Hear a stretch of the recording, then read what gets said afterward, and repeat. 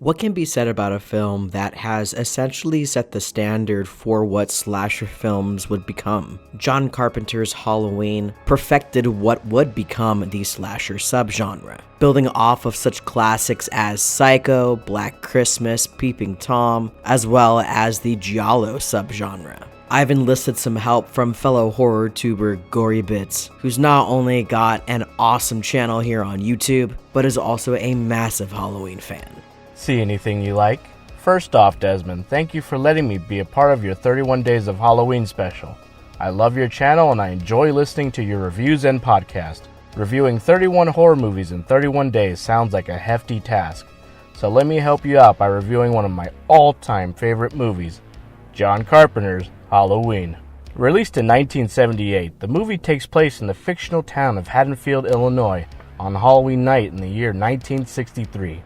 From a first-person perspective, we witness the brutal murder of Judith Myers at the hand of her 6-year-old brother Michael. 15 years after that horrible murder, Michael Myers escapes from a mental asylum and begins stalking a group of high school students on Halloween night.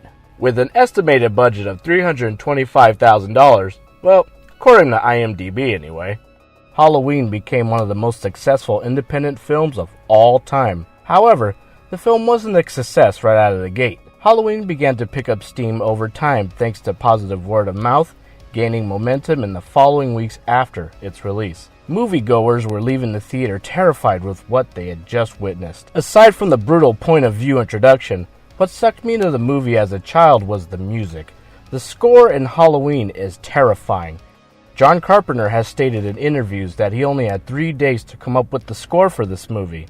In those 3 days, Carpenter created a soundtrack that would strike fear into the hearts of the viewer. I'm about 99% sure that was the key to Halloween's growing popularity. The movie is also well written by John Carpenter and Deborah Hill. The character dialogue in this movie is very memorable and features some amazing quotes by Dr. Loomis, played by Donald Pleasence. The interactions between Laurie Strode and her friends feel very true to life. Jamie Lee Curtis is great as Laurie Strode. However, the role of Linda, played by PJ Soles, is my absolute favorite. I love her character so much. I don't know, there's just something about her that I really like. She's funny, she's quirky, and to top it all off, she likes to drink beer. And then you have characters like Dr. Wynn, who, let's admit it, he's the one that taught Michael Myers how to drive a car. And last but not least, Sheriff Brackett, who is the worst sheriff in the history of cinema. Come on, man. Are you telling me you couldn't smell marijuana in that car? Get out of here. I recently picked up the 4K Steelbook edition of this movie. At this point, I've lost track as to how many times I've bought this same film. It's great, no matter which format you watch it on. Halloween is one of the few films I watch every year in October. I loved watching it as a child and I love it even more now as a grown adult. I think Halloween is the reason why I'm obsessed with horror movies to begin with. Watching it at a young age had a significant impact on me. Anyway, I can go on and on about this movie because I love it so much. It's a fan favorite and I'll never get sick of watching it. It was terrifying then and it's just as terrifying now. After all, everyone's entitled to one good scare, right? When I think of John Carpenter's Halloween, 3 things come to mind. Dean Cundey's cinematography, Nick Castle as Michael Myers, and the third act. Dean Cundey's cinematography in this film is beautiful. There's something naturalistic to his cinematography, and it feels effortless. Add on the sound design with a superb soundtrack, and you have a scene and an overall film that is truly terrifying. And then there's Nick Castle as Michael Myers. He's frightening as the Shape. His silhouette looks imposing. The way that he tilts his head after killing someone almost like he's curious about what just happened makes those scenes even creepier.